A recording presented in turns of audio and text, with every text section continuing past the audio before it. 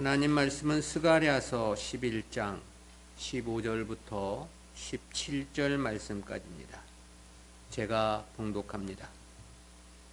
여호와께서 내게 이르시되 너는 또 우매한 목자의 기구들을 취할지니라. 보라, 내가 한 목자를 이 땅에 일으키리니 그가 없어진 자를 마음에 두지 아니하며 흩어진 자를 찾지 아니하며 상한 자를 고치지 아니하며 강건한 자를 먹이지 아니하고 오히려 살찐 자의 고기를 먹으며 또 그 굽을 찢으리라. 화 있을진저 양떼를 버린 모든 못된 목자여, 칼이 그 팔에 우편 눈에 임하리니 그 팔이 아주 마르고 그 우편 눈이 아주 어두우리라. 아멘. 오늘은 스가랴서 제30장 30강 악한 목자의 등장과 멸망이라는 제목으로 말씀을 듣겠습니다.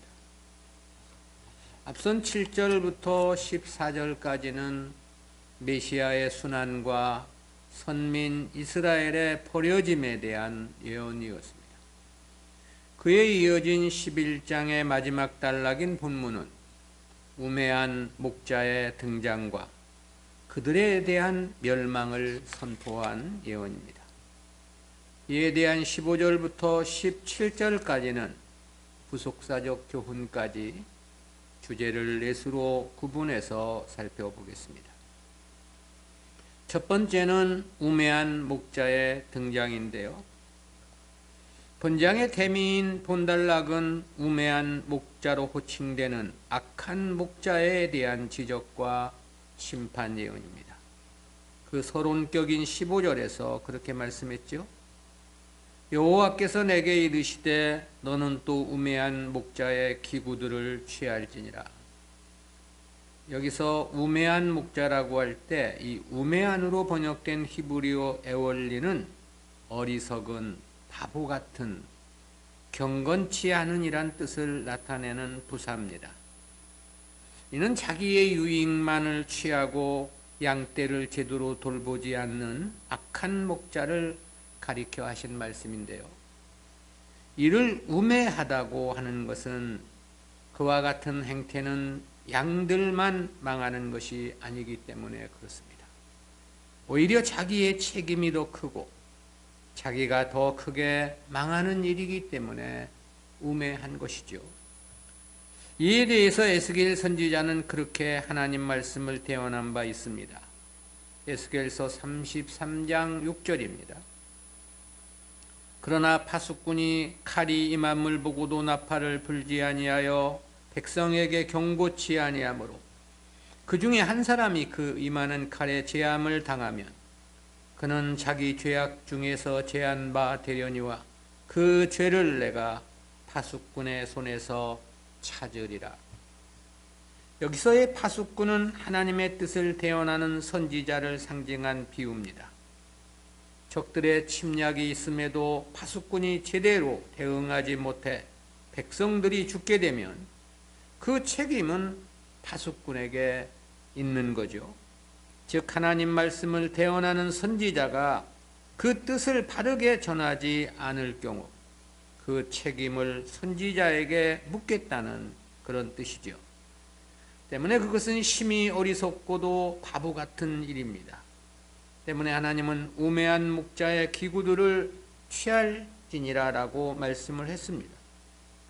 여기서 이 기구는 목자가 양떼를 돌보는 데 필요한 도구들을 말합니다. 목자들이 양떼를 돌보는 데는 지팡이나 물맷돌이나 커다란 주머니 등이 필요했다고 합니다. 근데 이를 취하라고 했습니다. 뺏으라는 의미인 건데요. 즉 목자의 직임을 박탈할 것이라는 그런 뜻입니다. 그렇다면 이것이 의미하는 실제적 역사는 구속사를 이스라엘에게서 빼앗을 것이라는 뜻이 되는 것입니다. 그것은 이스라엘이 열국의 제사장으로 선택을 받은 민족이었기 때문입니다. 그리고 또 결국에서 보면 그 모든 직무를 저들이 박탈당했기 없던 것도 사실인 거죠. 나라는 해체되고 2000년 세월 유랑민족으로 살아야만 했기 때문입니다. 본문 메시지가 주님 당시를 가리킨 예언인 까닭입니다. 두 번째는 우매한 목자의 악행입니다. 15절에 이어진 16절은 우매한 목자에 대한 보다 구체적인 언급인데요. 그리고 그 우매한 목자에게서 직무를 박탈한 이유에 대해 밝혀준 내용입니다. 그것은 본절 서두가 왜냐하면이라는 이유 접속사 키라는 단어로 시작되기 때문에 그렇습니다. 이에 대한 16절은 내용을 6으로 구분해서 살펴보겠습니다. 첫 번째는 보라내가 한 목자를 이 땅에 일으키리니 그랬습니다. 여기서의 한 목자는 15절에서 언급된 우매한 목자를 가리킴입니다. 그런데 그 우매한 목자를 일으키는 주체에 대해서 보라내가라고 말씀을 했는데요. 이에 해당하는 힌내 아누키라는 단어는 행동의 주체인 주어를 매우 강조한 표현입니다. 그 우매하고 악한 목자를 일으키신 주체가 하나님이심을 강조한 것입니다. 그렇다면 왜 하나님께서 선민 이스라엘에게 이러한 우매하고 악한 목자를 일으키시겠다는 것인가? 그 원인은 명확합니다. 저들이 하나님 말씀을 거부하고 참된 목자를 배척했기 때문인 것이죠. 즉 백성들이 올바른 목자의 인도함을 거부하니 하나님께서 우매한 목자를 일으켜 저들을 멸망으로 이끌어가도록 하시겠다는 일종의 심판 선언인 것입니다. 그렇다면 하나님께서 일으키실 한 목자는 누구를 가리키는 것인가?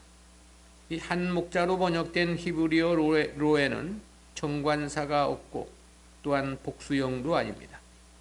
때문에 우리말 번역 그대로 한 목자입니다. 이것이 누구를 가리키는가에 대해서는 세 가지 견해가 있습니다. 첫 번째는 유다의 사악한 지도자들을 가리킨 집합적 단수로 보는 견해가 있고요. 두 번째는 이두메인, 즉 에돔 족속이었던 헤롯 왕을 가리킨다는 견해도 있습니다. 세 번째는 오랫동안 유다를 통치한 로마 제국의 통치자들을 가리킨다는 견해도 있습니다. 이에 대해서 그랜드 종합주석과 옥스퍼드 원어성서대전은 어떤 특정인을 가리키는 게 아니라 하나님 백성을 압제하고 핍박하는 모든 악한 자들을 포괄적으로 지칭한 것이라는 견해를 밝혔습니다. 그러나 이것이 하나님께서 일으키신 목자라는 것은 이스라엘에 대한 하나님의 심판의 일환임이 명백합니다. 따라서 이는 유다의 종교 지도자들을 가리킴으로 이해함이 합당해 보입니다. 왜냐하면 실제 당시 유다를 멸망으로 이끌어간 자들이 종교 지도자들이었기 때문에 그렇습니다. 두 번째는 그가 없어진 자를 마음에 두지 아니하며 그랬습니다. 이는 그릇된 지도자, 즉 우매한 목자의 사역의 특징을 밝혀주는 6가지 가운데 가장 먼저 밝혀준 첫 번째 특징입니다. 여기서 없어진 자에 해당하는 히브리어 한니크 하도트는 어원상 행동이나 말을 비밀로 하거나 무엇인가를 파괴하거나 잘라내는 행위를 나타내는 뜻에서 유래한 단어입니다. 앞에 8절에서는 제거하다라는 뜻으로 번역되었고 9절에서는 망하다라는 뜻으로 번역이 됐습니다. 본문에서는 수동형으로 사용되어서 9절의 용례와 동일하다고 볼 수 있겠는데요. 또한 이는 복수 수동형으로 사용되어 무리로부터 분리되어 사라진 양들이거나 멸망한 양들이란 뜻이 되기도 합니다. 따라서 이는 양의 안녕과 생사에는 전혀 관심이 없었다, 그런 뜻이 되겠습니다. 세 번째는 흩어진 자를 찾지 아니하며 그랬습니다. 여기서 흩어진 자로 번역된 히브리어 한나르는 문자적으로 어린 것이라는 뜻인데요. 어리기에 목자를 떠나서 길을 잃을 수도 있고 방황할 수도 있는 거죠. 때문에 한글 개역 성경이나 70인역은 이를 흩어진 자로 번역을 했습니다. 근데 악한 목자는 이와 같은 양들을 찾지 않는다고 그랬는데요. 양이 길을 잃었든 방황하든 그에 대해서는 역시 전혀 관심이 없다는 그런 의미가 되겠죠. 본래 목자란 없어진 양도 그렇지만 길을 잃고 방황하는 양들을 다시 찾아오는 것이 그가 해야 할 주요 사명 중 하나였는데요. 근데 그런 양을 찾아올 마음조차도 갖지 않으니 그야말로 악한 목자이고 사꾼인 것이죠. 이러한 목자에 대해 주님도 그렇게 말씀하신 바가 있습니다. 요한복음 10장 11절 12절입니다. 나는 선한 목자라. 선한 목자는 양들을 위하여 목숨을 버리거니와 사꾼은 목자도 아니요 양도 제 양이 아니라 이리가 오는 것을 보면 양을 버리고 달아나나니 이리가 양을 늑탈하고 또 해치느니라. 네 번째는 상한 자를 고치지 아니하며 그랬습니다. 여기서 상한 자로 번역된 히브리어 외안니 쉬베레트는 본래 그릇이 깨지기 쉬운 그릇을 박살내는 행위를 나타내는 동사입니다. 본문에서는 수동용 분사로 사용이 됐는데요. 상처 입은 양이나 다리 등 뼈가 골절당한 양과 관련해서 사용이 된 것입니다. 이 단어가 옹기 그릇이 산산이 조각나는 것을 나타내는 단어란 측면에서 보면 양이 어떤 맹수의 습격에 처참하게 찢기고 또 상하고 부러졌음을 반영한 것입니다.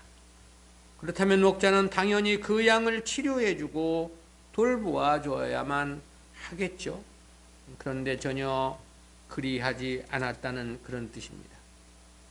다섯째는 강건한 자를 먹이지 아니하고 그랬습니다.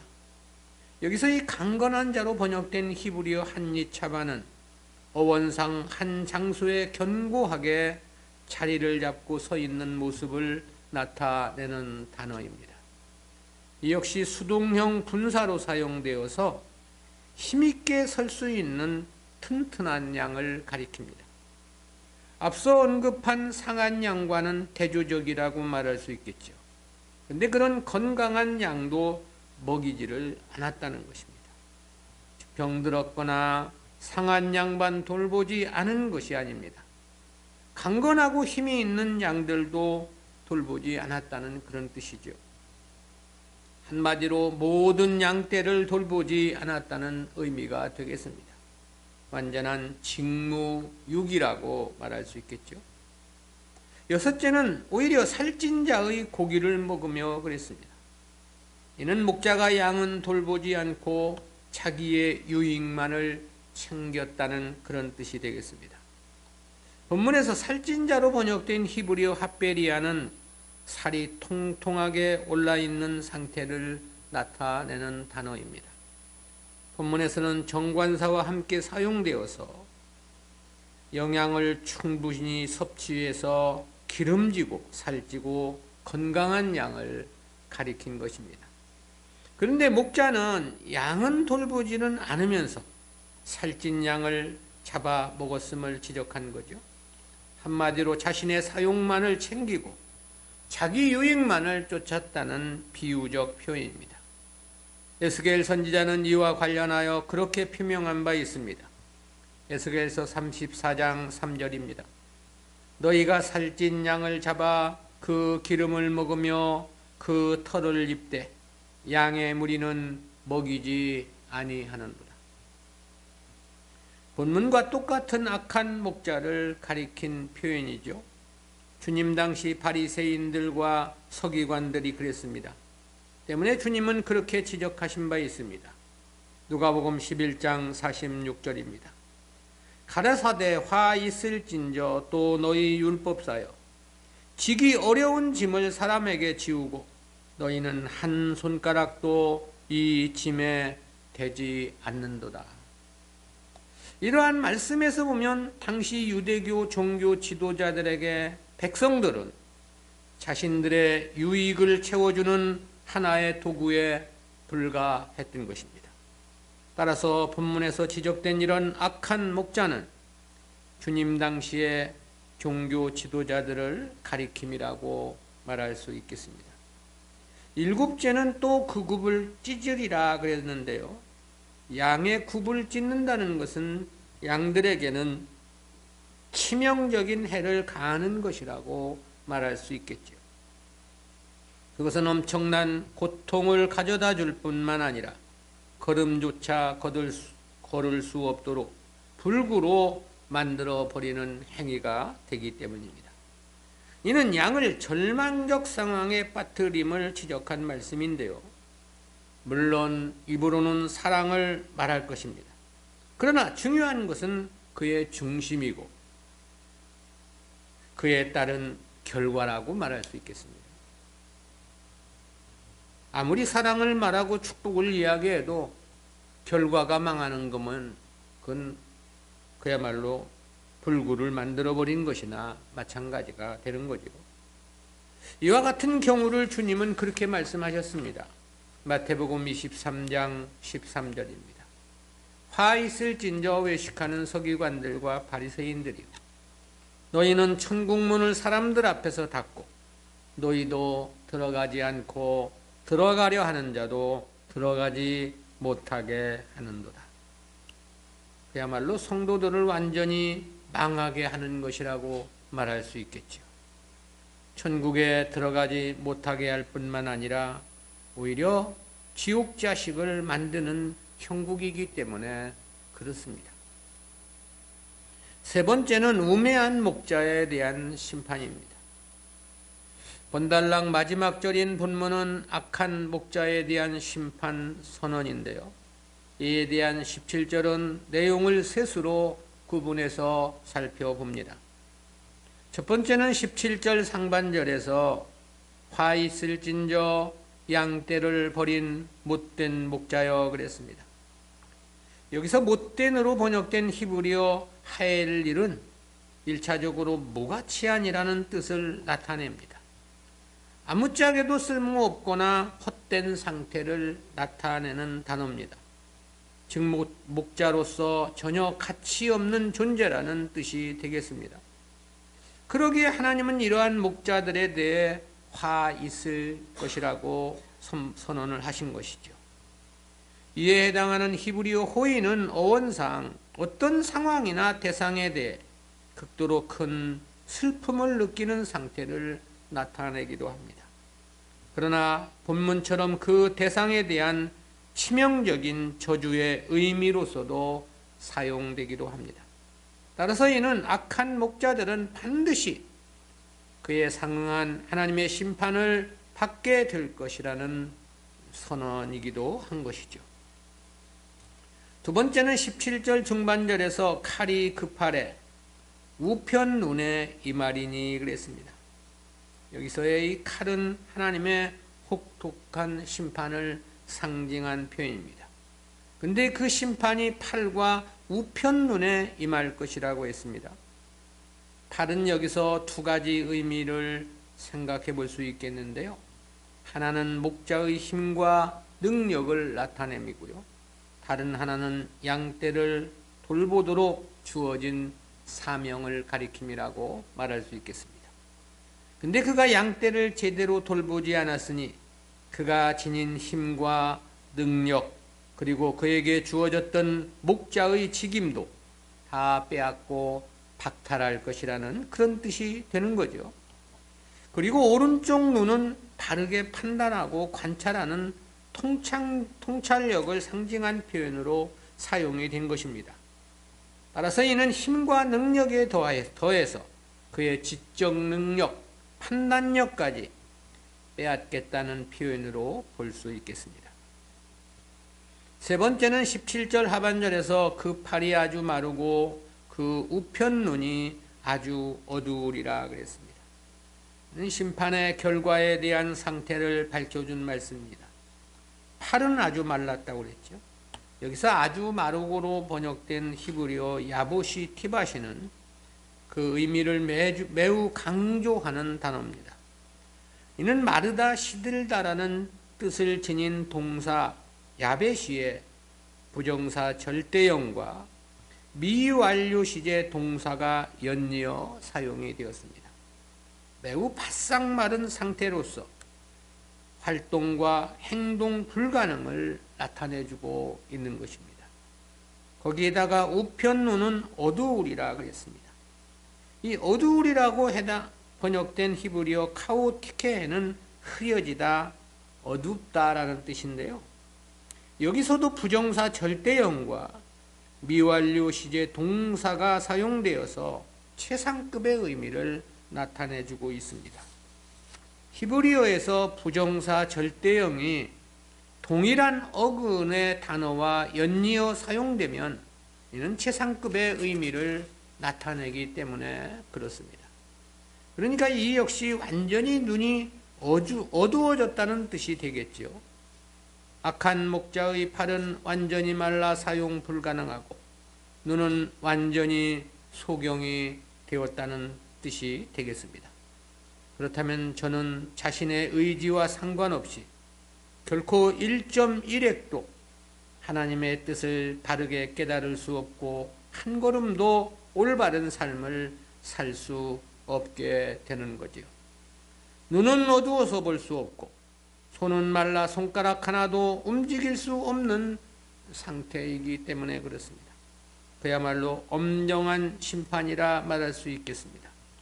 왜냐하면 하나님의 뜻에 대한 바른 깨달음이 없고 그래서 바른 행함 역시 불가능하다면 성도란 이름을 가진 자들에게 그보다 더 큰 절망은 없기 때문입니다. 우리는 이와 같은 말씀을 통해서 두 가지 구속사적인 교훈을 깨닫게 됩니다. 첫 번째로 성도에게 좋은 목자이든 악한 목자이든 그것은 다 자기 하기 나름이라는 그런 교훈입니다. 이는 16절 말씀에 함유되어 있는 진리인데요. 16절 상반절에서는 보라 내가 한 목자를 이 땅에 일으키리니 그랬죠. 하나님께서 한 목자를 일으키실 것이라는 뜻입니다. 그리고 하나님께서 일으키실 그 한 목자에 대해서는 6가지 수사를 통해 그 정체를 밝혀주셨습니다. 첫째는 그가 없어진 자를 마음에 두지 아니하며 그랬고요. 두 번째는 흩어진 자를 찾지 아니하며 그랬습니다. 세 번째는 상한 자를 고치지 아니하며 그랬고요. 네 번째는 강건한 자를 먹이지 아니하고 그랬습니다. 다섯째는 살찐 자의 고기를 먹으며 그랬고 여섯째는 그 굽을 찢으리라 그랬습니다. 따라서 이는 거짓 목자, 악한 목자임이 명백한 것인데요. 그런데 어떻게 하나님께서 그런 거짓되고 악한 목자를 일으키신다는 것일까?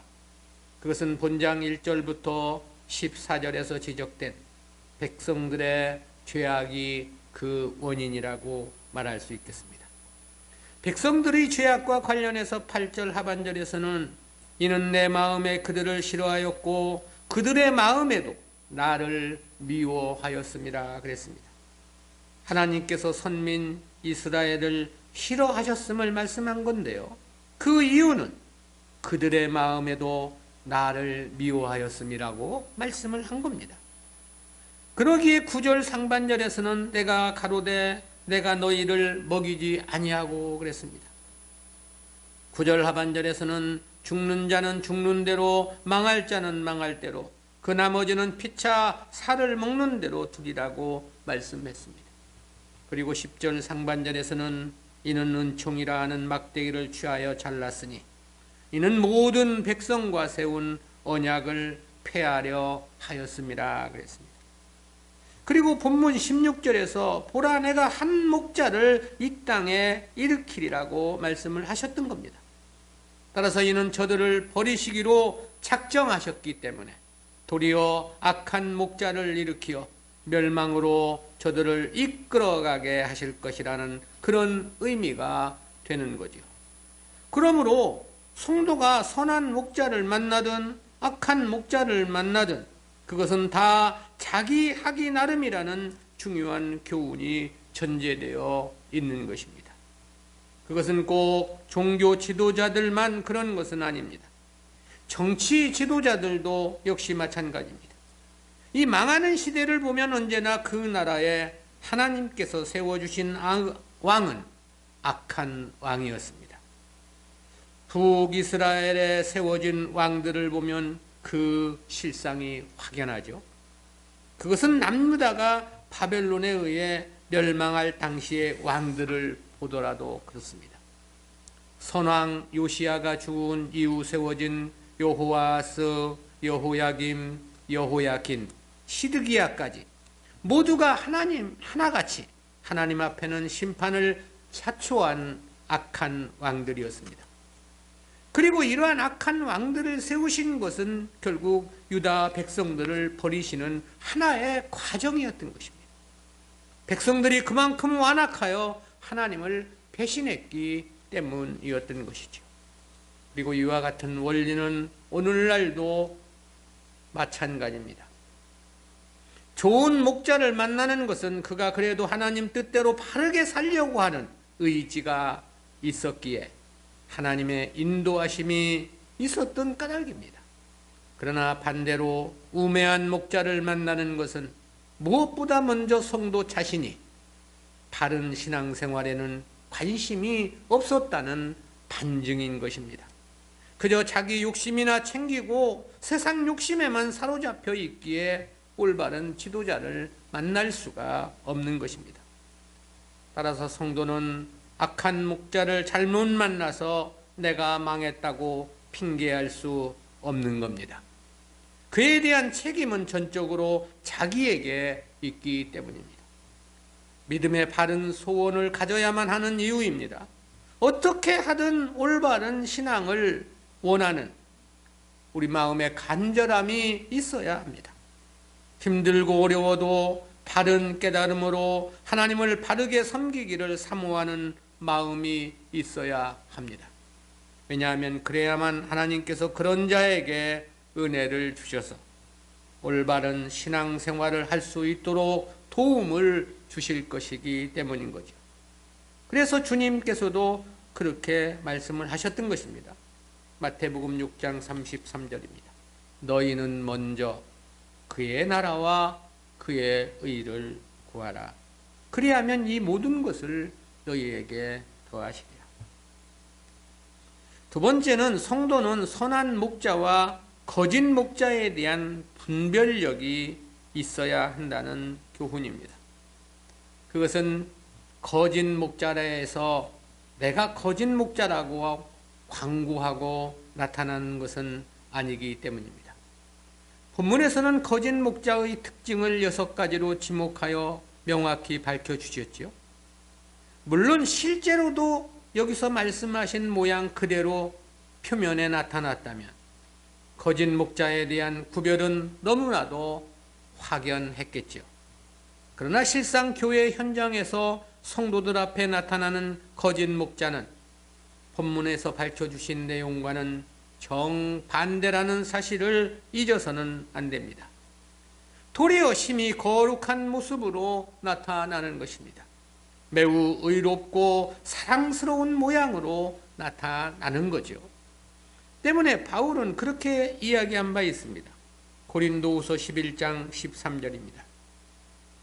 저런 사람들은 거짓 사도요 괴휼의 역군이니 자기를 그리스도의 사도로 가장하는 자들입니다. 이어서는 그렇게 말했습니다. 고린도후서 11장 14절 15절입니다.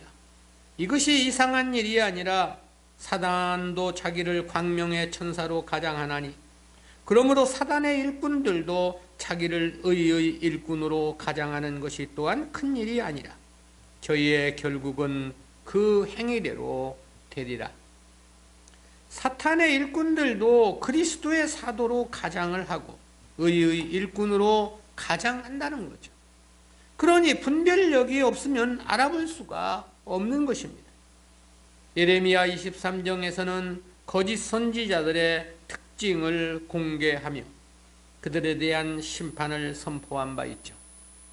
그런데 거기 보면 거짓 선지자의 특징을 세 가지로 특정하여 규명을 해 주었습니다. 첫 번째는 특별히 자기 자랑을 많이 한다는 것입니다. 그에 대해서 그렇게 말씀을 했습니다. 예레미야 23장 25절입니다. 내 이름으로 거짓을 예언하는 선지자들의 말에 내가 몽사를 얻었다 함을 내가 들었노라. 구약시대 이 꿈은 하나님께서 하나님의 뜻을 전달하는 하나의 수단이었습니다. 아브라함이나 야곱이나 요셉도 그랬죠. 그런데 거짓 선지자들이 몽사를 얻었다고 자랑을 함을 지적을 한 건데요. 즉 이는 자신들이 하나님과의 특별한 관계에 있는 신령한 자임을 자랑했다는 뜻이 되겠습니다. 거짓을 포장해야만 하니 이러한 자기 자랑은 필연적이라고 말할 수 있을 것입니다. 이는 오늘날도 마찬가지입니다.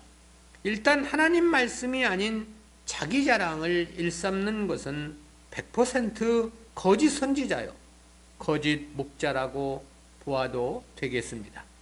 진정한 목자, 참 선지자는 하나님의 말씀만을 말하면 말하지 절대 자기 자랑은 하지 않을 것이기 때문에 그렇습니다. 두 번째로 거짓 선지자는 언제나 사람들이 좋아하는 말, 다시 말하면 평안과 축복의 말만을 전한다는 것입니다. 이에 대해서 예레미야 23장 17절에서 그렇게 말씀합니다. 항상 그들이 나를 멸시하는 자에게 이르기를 너희가 평안하니라 여호와의 말씀이니라 하며 또 자기 마음의 강팍한 대로 행하는 모든 사람에게 이르기를 재앙이 너희에게 임하지 아니하리라 하였느니라. 즉 하나님을 멸시하는 자들에게도 축복을 예언해 준다는 거죠. 마음이 강팍해서 하나님의 말씀에 순종하지 않는 자들에게도 절대 하나님 심판이 없을 것이라며 재앙이 없을 것이라고 예언을 해준다는 것이죠. 한마디로 늘 듣기 좋은 말, 언제나 사랑과 평화의 메시지만을 전한다는 그런 뜻입니다. 때문에 하나님은 그렇게 말씀하기도 하셨습니다. 예레미야 28장 9절입니다. 평화를 예언하는 선지자는 그 예언자의 말이 응한 후에야 그는 진실로 하나님의 보내신 선지자로 알게 되리라. 평화나 안녕만을 예언한 선지자는 참 선지자가 아니라는 것입니다. 그가 참 선지자인가는 그 예언한 평안이 성취된 다음에라야 확정할 수 있다고 말씀을 했습니다. 그럼에도 오늘날 교회들을 보면 언제나 사랑이고 평안만이 차고 넘치죠. 그러다 보니 사람들은 언제나 그런 지도자들을 좋아하고 따르게 마련이죠. 때문에 시대마다 오히려 거짓 선지자들이 시대의 전면에서 다수의 지지를 받으며 득세했던 것도 사실입니다. 주님 당시도 그런 다수의 힘으로 주님을 십자가에 못 박았던 것이죠. 세 번째, 거짓 선지자들의 특징은 성도들의 생각을 세상 축복, 세상 영화에 집중시킨다는 것입니다. 이에 대해서 예레미야 23장 14절에서 그렇게 말씀합니다. 내가 예루살렘 선지자들 중에도 가증한 일이 있음을 보았나니 그들은 간음을 행하며 행악자의 손을 굳게 하여 사람으로 그 악에서 돌이킴이 없게 하였은즉 그들은 다 내 앞에서 소돔 사람과 다름이 없고 그 거민은 고모라 사람과 다름이 없느니라. 여기서 지목된 소돔과 고모라는 황금과 쾌락으로 유명했던 도시였습니다. 그러니까 거짓 선지자들은 하나님 나라 영생에는 큰 관심이 없음을 지적한 것입니다. 언제나 육신적인 문제, 세상 재물에만 성도들에게 마음을 쏟게 했다는 것입니다. 주님은 하나님과 재물을 겸하여 섬길 수 없다고 그랬죠. 바울은 육신의 생각은 하나님과 원수가 된다고 증언했습니다. 때문에 위의 것만을 생각하고 땅의 것은 생각지 말라고 말하기도 했죠. 그럼에도 거짓 선지자들은 늘 세상 것, 육신의 축복을 강조하죠. 천하 모든 사람들에게 하나님은 오직 축복의 하나님이라는 거죠. 하나님은 모든 열국 사람들에게 오직 만사 형통만을 주시는 하나님이신 거죠. 그래서 교회 앞에다가 크게 플랜카드를 걸어놓고 하나님은 당신을 사랑하십니다. 이렇게 사람들을 유혹합니다. 오늘날도 보면 거짓 목자들은 언제나 그저 축복기도 해주느라 여념이 없습니다. 생일집 찾아가서, 결혼식장에서, 개업집에서, 사업장에서, 가정의 신방을 가서도 온통 축복뿐이죠. 생일집에 가서는 하나님께서 주신 생명이니 네 생일 축하해달라고 할 것이 아니라 하나님이 위해 살라고 그렇게 가르쳐야 되는 거죠. 결혼식장에 가서는 네 신랑 신부끼리만 사랑하지 말고 둘이 사랑하다가 하나님 사랑 잃어버려서는 안 된다고 가르쳐야 하지 않겠습니까? 개업집이나 사업장에 가서는 너무 돈 버는 일에만 몰두하지 말고 하나님 섬김에 더 열심히 하라고 가르쳐야 하겠죠. 근데 그저 세상 축복, 육신의 축복만을 빌고 또 빌고 또 빌어주는 것입니다. 그래서 복을 받는다면 그런 참 선지자죠. 그 확정된 거니까 축복에서. 근데 왜 세상 사람보다 교회 성도들이 더 어려운 사람이 많은지 그것은 교회가 답해야 합니다. 모두 다 사탕 발림일 뿐이고 거짓임을 우리는 알아야 합니다. 성도는 이 참과 거짓을 분별할 줄 아는 안목이 있어야 합니다. 무엇이 참이고 무엇이 거짓인지 분별할 줄 아는 능력이 있어야 하죠. 그리고 그 분별력은 오직 진리로만이 가능한 영역입니다. 하나님 말씀에 대한 바른 깨달음으로만 가능하다라는 것입니다. 진리에 대한 바른 깨달음을 위해 각고의 노력이 있어야만 하는 이유인 거죠. 알지 못하면 분별은 절대 불가능한 까닭입니다. 그리고 분별이 안 되면 다 망해 가면서도 축복인 줄로만 아는 까닭인 거죠. 때문에 주님은 그렇게 말씀하신 바 있습니다. 마태복음 24장 37절부터 39절까지입니다. 노아의 때와 같이 인자의 임함도 그러하리라. 홍수전에 노아가 방주에 들어가던 날까지 사람들이 먹고 마시고 장가들고 시집가고 있으면서 홍수가 나서 저희를 다 멸하기까지 깨닫지 못하였으니 인자의 임함도 이와 같으리라. 기도합니다. 사랑의 하나님 은혜 감사합니다. 오늘도 거룩하고 복된 날 저희들을 주님 전에 불러주시고 참된 믿음의 길이 무엇인가를 깨닫게 주신 은혜 진실로 감사합니다. 우매한 신앙생활, 어리석은 하나님 섬김이 되지 않도록 주여 저희들에게 깨달음의 은혜를 더해 주시고 올바른 하나님 섬김을 인생의 목표 삼고 살아갈 수 있는 우리 모두 되어질 수 있도록 은혜 베풀어 주시기를 간절히 빌고 소원합니다. 우리가 악한 목자를 만나든 선한 목자를 만나든 그것은 다 자기 하기 나름이라고 말씀드렸습니다. 더욱더 우리의 마음에 하나님 바른 섬김을 섬기기를 간절히 소원하는 소망이 불처럼 일어날 수 있도록 도우시며 함께 주시옵소서. 감사드리옵고 예수님의 이름으로 기도드리옵나이다. 아멘.